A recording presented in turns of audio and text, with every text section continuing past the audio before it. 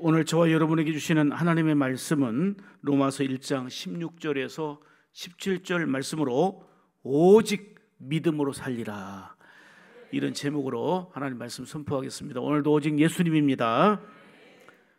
신앙은 늘 새롭게 개혁되어져야 합니다. 오늘은 종교개혁 507주년을 맞이하는 기념주일입니다. 잘 아시다시피 1517년 10월 31일에 마틴 루터는 말씀을 버리고 교권이 타락할 대로 타락하고 부패한 로마 카톨릭을 대항해서 말씀으로 돌아가야 된다고 개혁운동을 일으켰습니다. 문제는 당시 카톨릭이 굉장히 타락하고 부패했다고 말하지만 지금 우리가 살고 있는 현실, 지금 우리가 현존하고 있는 한국 교회가 역시 그 당시 못지않게 부패하고 타락한 길로 가고 있고 하나님의 이름을 망령되이 일컫는 이런 일들이 자행되고 있다고 하는 사실입니다. 오로지 성장주의, 번영주의, 그리고 극단적 개인주의, 이러한 형태로 주님의 관심보다는 그냥 다 편리한 거, 내 계획과 내 위주로, 그러면서도 복만을 욕심내는 이런 삶을 살아가고 있습니다. 거룩한 빛을 발해야 될 교회는 세상에 빛이 되지 못해서 손가락질 받는 경우가 많이 있습니다. 소금과 거룩한 사명을 감당해야 될, 맛을 내야 될 성도들이 그 맛을 이제 잃어버리고 소금이 버려져서 사람들에게 밟히는 것처럼 정말 짓밟히고 손가락질 당하는 일들이, 추한 모습들이 곳곳에 많이 보이고 있습니다. 교회 다니는 것이 참 부끄럽다라는 말들을 하는 경우도 곳곳에 많이 발생하고 있습니다. 그러면서 목사 탓, 장로님 탓, 집사님 탓, 누구 탓을 하며 지적하고 비판합니다. 그러다 보니까 불신과 미움과 증오와 대치와 갈등은 곳곳에서 계속 이제 견고하게 쌓아져 가고 있습니다. 자, 이제 우리는 종교개혁주의를 맞이해서 누구를 탓하고 누구를 지적하고 비판하기 이전에 507주년을 맞이하는 종교개혁주의를 통해서 내 가슴을 치며 내가 먼저 회개하는 그런 출발이 이루어져야 될 줄 믿습니다. 이 나라와 민족을 위해서 더욱더 기도하지 못하고 그저 편의주의 따라 편리함만을 추구하고 십자가 정신은 온데간데 없어져 버린, 먼저 내 신앙부터, 내 마음부터 눈물로 하나님 앞에 회개하며 나가야 될 줄 믿습니다. 영상으로 보신 바와 같이 시대는 차별법 등 여러 가지 시대 조류에 의해서 목사가 기도하는데도 여기는 다양한 사람들이 있으니까 차별하지 말라고 예수님의 이름으로 기도하지도 못하게 만듭니다. 그게 지금의 현실입니다. 예수님의 이름으로 목사가 기도했더니 칭찬받는 그런 어처구니 없는 시대가 오늘 이 시대입니다. 예수님의 이름으로 기도하지 말라? 그럼 기도를 안 해야지 그 자리에서. 예수님의 이름으로 기도하지 않고 다양한 종교의 신들의 이름으로, 다양한 사람들이 믿고 있는 그 다양한 신들의 이름으로 기도합니다. 여호와 이름을 망령되이 일컫는 이 범죄 행위를 하라고요. 이 시대적 흐름이 이렇게 가고 있습니다. 차별법과 동성애가 다른 문제가 아닙니다. 다른 종교인들을 차별하지 말라는 겁니다. 예수 이름으로 기도하는 게 왜 차별입니까? 지금 예수 이름으로 기도하면 다른 종교 지금 무시하고 있는 겁니까? 지금 이 시대로 흘러가고 있어요. 사랑하는 여러분, 명목상의 그리스도인 되면 안 됩니다. 유사 그리스도인 되면 안 되는 것입니다. 아무리 비슷해 보여도 위조 집회는 가치는 빵입니다. 오히려 처벌받습니다. 하나님 앞에 시대가 어렵고 힘들어도 명목상 그리스도인, 형식적인 그리스도인 되지 말고 좀 불편해도 힘들어도 오직 우리 안에 복음이 살아있는 리얼 크리스찬, 예수 그리스도를 믿는 자다운 삶이 되어야 될 줄 믿습니다. 오늘 3시는 한국 건전한 교단이 연합해서 동성애 또 차별법 반대를 위한 기도회를 엽니다. 이거 가지고도 논란이 많습니다. 여러분, 우리도 영상으로 함께 참여하면서 오후 시간에 함께하면 좋겠는데요, 거룩한 방파제를 쌓는 역할을 하는데 왜 일에 분열이 돼야 됩니까? 기도하지 않은데 왜 분열이 돼야 됩니까? 여러분, 하나님의 말씀인 성경을 자기 편의대로 해석하거나 정치 논리로 이용하지 말고 하나님의 말씀이 기준이 되어서 이 시대를 아파하며 함께 기도하고 먼저 내 자신부터 개혁되어지고 새로워지자는 건데 뭐가 반대할 일이 있습니까? 일부라도 정치적 논리로 이용하면 그 사람이 약한 거죠. 본질에서 벗어난 것이죠. 대한민국의 악법이 제정되지 않도록, 그래서 하나님의 눈길에서 벗어나는 비극이 임하지 않도록 우리는 기도하고 거룩함으로 무장하여 새롭게 나부터 개혁의 출발이 되어야 될 줄로 믿습니다. 마지막 시대의 제사장 국가로서 더욱더 귀히 쓰임 받도록 우리 모두가 연합해야 되고 힘을 모아 기도하며 새로워져야 될 줄 믿습니다. 여러분, 종교개혁의 핵심이 뭡니까? 크게 말하면 두 가지입니다. 성경으로 돌아가자는 겁니다. Back to the scripture예요. 온전히 성경 말씀으로 돌아가자는 거예요. 말씀으로 돌아가자. 그 말은 말씀에서 벗어나 제각각 자의적으로 내 뜻대로 내 편의대로 살고 있다는 거예요. 말씀으로 돌아가자. 또 하나는 교회는 늘 새롭게 개혁되어야 된다는 거예요. 리포메이션 돼야 된다는, 이게 바로 종교개혁의 핵심 정신입니다. 우리가 종교개혁주의를 기념하면서 습관적인 신앙, 형식적인 이러한 신앙을 탈피하고 타락을 버리고 회개와 부흥과 새로운 갱신의 기회로 삼고자 우리는 종교개혁 기념주의를 지키고 있는 겁니다. 종교개혁의 슬로건을 보면 라틴어로 솔라가 앞에 붙는데 이 말은 오직입니다. 5가지 정신이 있잖아요. 슬로건이 있잖아요. 솔라 스크립추라, 오직 성경이에요. 오직 말씀이에요. 오직 말씀. 그때 당시 가톨릭은 어떤 생각을 했냐면 이 성경이 정경으로 결정되어질 때까지는 교회가 결정한 거기 때문에 교회의 결정이 성경보다 앞선다고 그랬어요. 성경 내용들 안에도 교회가 결정하면 성경보다 권위가 앞선다. 이때에 마틴 루터는 결함으로 바위치는 격이었지만 아니다. 오직 하나님의 말씀의 권위, 하나님의 말씀으로 돌아가야 된다라고 외친 것이 종교개혁의 정신입니다. 두 번째는 솔라 크리스투스입니다. 오직 예수라는 거예요. 오직 그리스도라는 거예요. 다양한 종교의 신들의 이름으로가 아니라 오직 예수 이름인 거예요. 우리를 구원하실 이름은 천하에 예수 그리스도의 이름 외에 주신 적이 없어요. 하나님이 오직 예수인 거예요. 셋째는 솔라 그라티아입니다. 오직 은혜입니다. 은혜. 저와 여러분들이 지금까지 살아온 것도 은혜로 사는 거잖아요. 날마다 주의 은혜 없이 되는 것이 없습니다. 그 다음에 네 번째가 솔라 피데예요. 오직 믿음이에요. 믿음. 오늘 강조도 믿음으로 살리라. 믿음으로 살리라. 아멘. 다섯 번째는 솔리데오 글로리아예요. 오직 하나님께 영광이에요. 우리가 먹든지 마시든지 무엇을 하든지 다 하나님께 영광, 이것이 우리의 삶의 방향이고 목표가 되어야 될 줄 믿습니다. 그쪽으로 개혁되어지고 그쪽으로 새로워져야 된다 그 말이에요. 하나님의 영광된 일이 아니면 멈춰야 되는 거예요. 하나님의 기쁨과 영광 되기 위해서는 수고가 따르고 희생이 따르고 불편하고 복잡해도 우리는 그 일을 해야 되는 거예요. 오늘은 본문을 중심으로 하여 오직 믿음으로 살리라 하는 말씀을 중심으로 전하려고 합니다. 오늘 17절 보시면 오직 의인은 믿음으로 말미암아 살리라, 이는 하박국 선지자가 외친 말씀을 인용해서 증거하고 있는 내용입니다. 당시의 상황을 좀 보면 죄짓고 타락하고 불의한 사람들이 너무 잘 되는 거예요. 속이고 남 등쳐먹는데도 너무너무 잘 되는 거예요. 잘 사는 거예요. 그런데 그렇게 진실하게 살고 믿음으로 살고 신앙 안에 사는 사람들은 박해를 받고 억울한 일 당하고 안 되는 거예요. 그러니까 갈등이 생겼어요. 교회 다녀도 소용없네.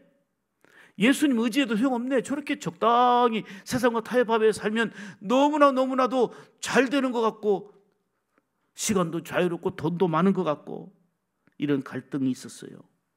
그렇지만 이 말씀을 통해서 우리에게 주시는 건 뭐냐면 아무리 우리가 힘들고 어려워도 하나님은 침묵하는 것 같고 세상 많은 사람들이 오히려 하나님 없이도 죄를 범하면 자유롭게 더 잘 되는 것 같아도 지금 과정 중에 있는데 끝은 온다. 여전히 하나님은 살아계시다. 또 역사를 주관하신다. 그러니 낭망하지 말고 오직 믿음으로 살아야 된다. 이게 바로 하박국 선지자의 외침이었고, 오늘 이 말씀이 적용되어져서 오늘 로마서를 통해서도 주시는 핵심 메시지입니다. 사랑하는 여러분,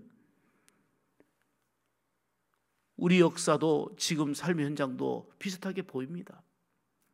오히려 하나님을 반하고 살아도 아무런 지장이 없어요. 신앙 대충 생활해도 오히려 경제적인 부유함과 사는 것은 더 부러울 만큼 많은 걸 갖고 있어요. 사랑하는 여러분, 우리는 영원한 세상을 꿈꾸며 살아가는데 거기에 비하면 육신의 100년의 삶은 한 점이에요. 이 땅에 소출이 많아가지고 채울 창고가 부족해서 행복한 고민을 하는 이 사람에게 하나님은 말씀하십니다.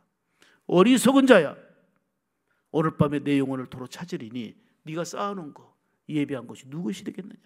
왜 어리석습니까? 부자에서 어리석은 게 아니에요.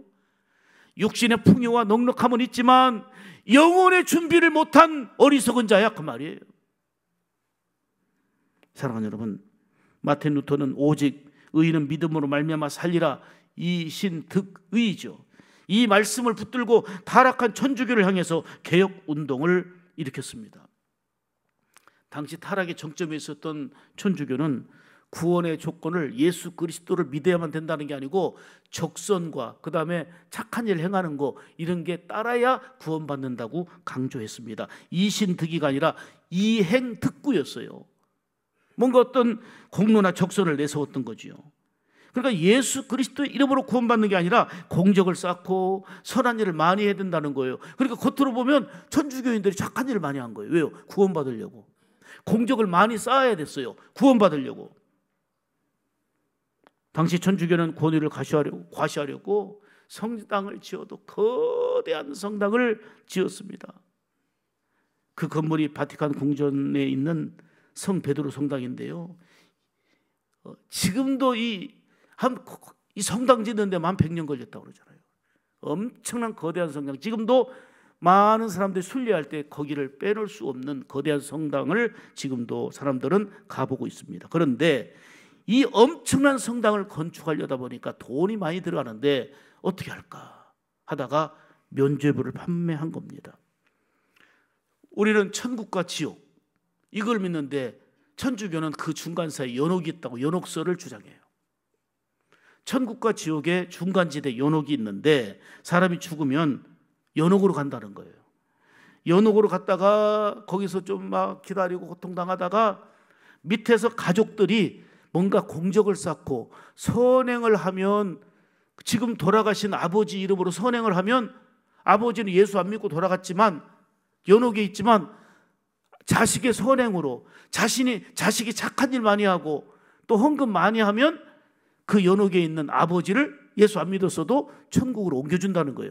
그래서 공적을 쌓는 거예요. 그래서 사람들에게는 혹한 거예요. 아이고, 우리 아버지 우리 어머니가 예수 안 믿고 지옥 갈 텐데 연옥에 있으니까 내가 헌금 많이 하면 되겠네, 내가 선한 일 많이 하면 되겠네, 내가 공적을 쌓으면 되겠네, 그러면 천국으로 옮길 수 있겠네. 이게 바로 연옥설이에요. 완전히 사기를 친 거죠. 사기를 친 거죠. 거기다가 면죄부를 판매해가지고 죄를 회개할 때 이만한 죄는 100만 원, 이만한 죄는 5천만 원, 그리고 심각한 죄는 5억을 내세요 하면은 이 죄를 사함받기 5억, 이렇게 해서 성당 지은 거예요. 타락할 대로 타락하고 하나님이 임한다는 성전을 짓는데, 성당을 짓는데 이런 사기로 지은 게 바로 성당이에요.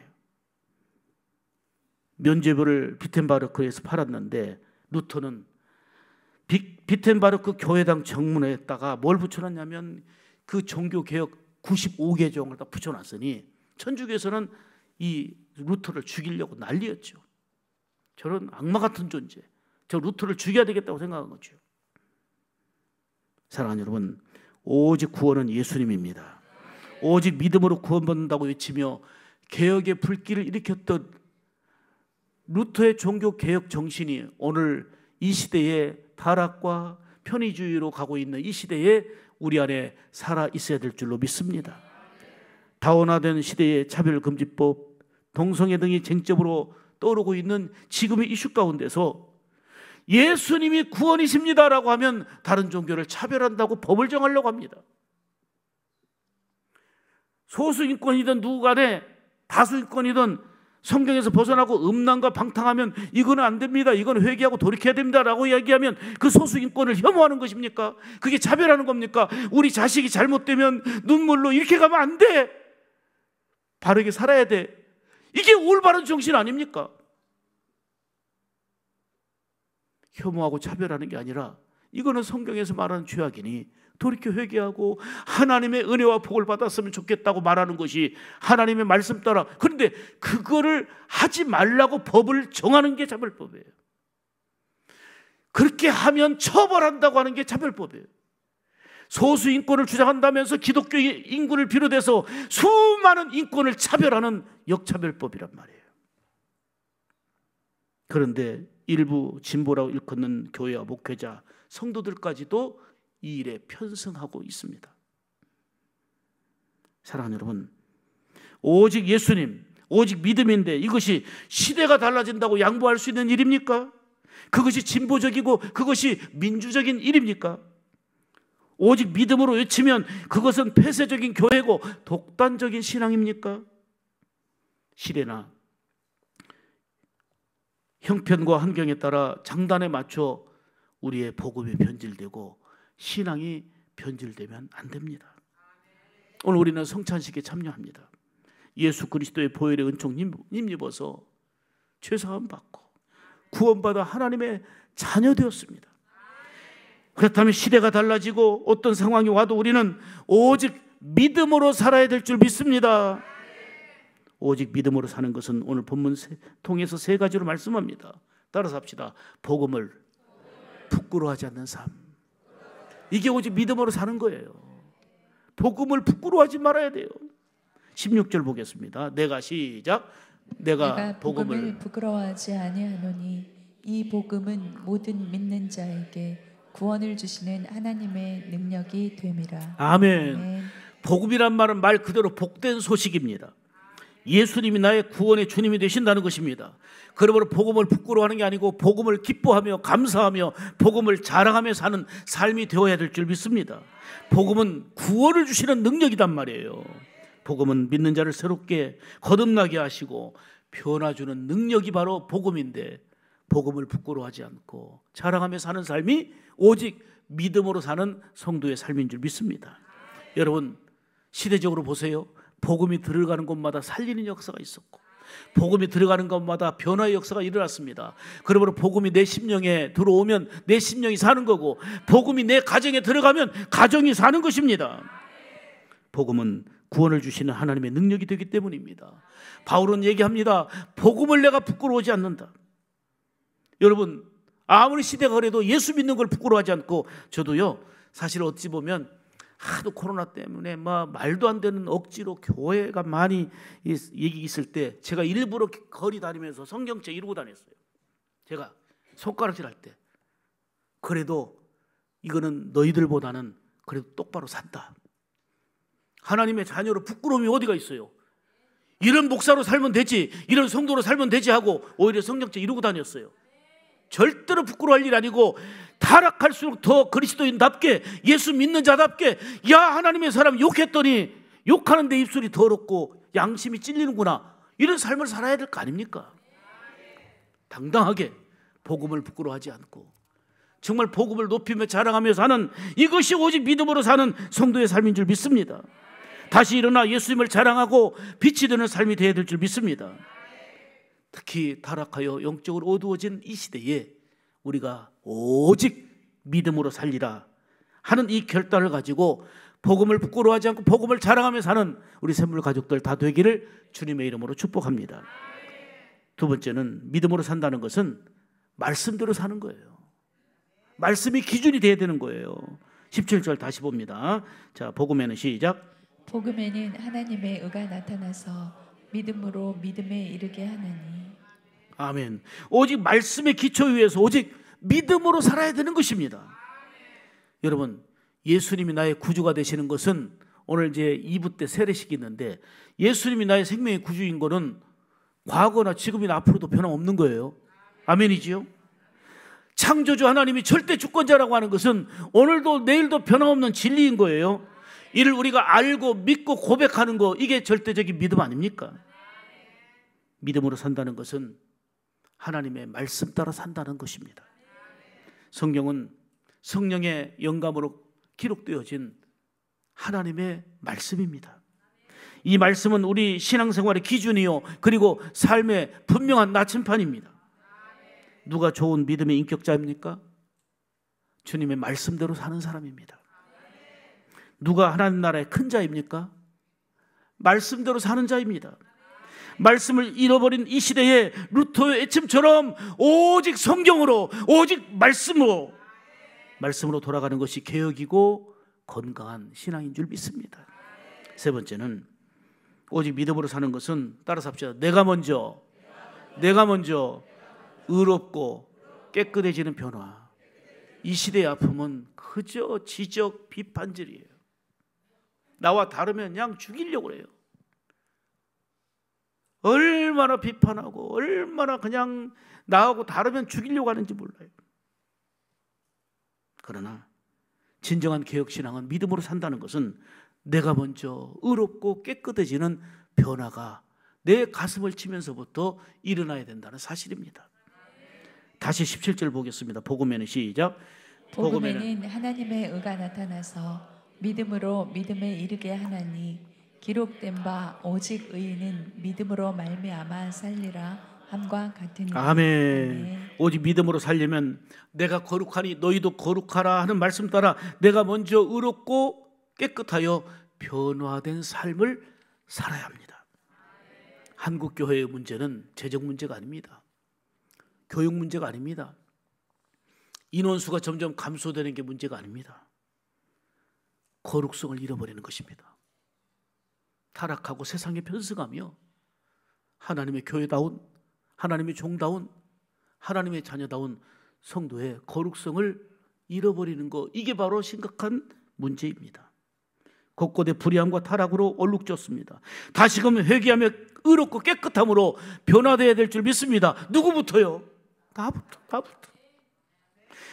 자유주의와 신비주의와 이런 것으로 인하여 분열, 갈등, 부패를 불러오는 개인주의적 이런 신앙의 형태에서 벗어나야 합니다. 그저 기복적이고 번영주의에 빠지지 말아야 됩니다. 세상의 어두움과 이러한 타락적인 현상들을 탓하지만 말고 내가 먼저 정말 은혜와 회개를 바탕으로 해서 등불을 밝히는 작은 촛불이 되어야 됩니다. 세상을 변화시키고 깨끗하게 하는 출발점은 바로 내가 먼저 의롭고 깨끗해지며 변화되는 것입니다.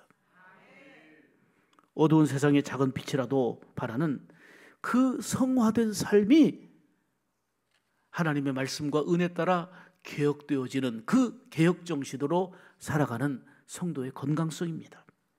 17절 말씀대로 우리는 오직 믿음으로 살아야 됩니다. 시편 115편 11절에 이렇게 말씀하죠. 같이 봅니다. 여호와를 경외하는 너희는 여호와를 의지하라. 그는 너의 도우심이요 방패시로다. 자, 시편 37편 5절. 너의 길을 여호와께 맡기라. 시편 55편 22절. 내 짐을 여호와께 맡기라. 그렇습니다. 나의 길을, 나의 모든 짐을 여호와께 맡기고 그분의 인도함 따라 정말 개혁되어진 새로운 변화의 물결을 나로부터 일으켜 나갈 수 있는 복된 출발이 되어서 종교개혁 507주년을 맞이해서 뜻깊게 정말 이 사회를 향하여 타락하고 음탕하고 그리고 잘못된 길로 가고 있는 영적으로 어두워지는 이 시대를 분별하면서 아파하며 먼저 나부터 개혁의 물길을 일으킬 수 있는 개혁 정신으로 오직 믿음으로 사는 하나님의 사람으로서의 여러분들이 되기를 주님의 이름으로 축복합니다. 이 시간 바로 성찬식 이제 거행하도록 하겠습니다. 우리 장로님들 앞으로 나와 주시고요.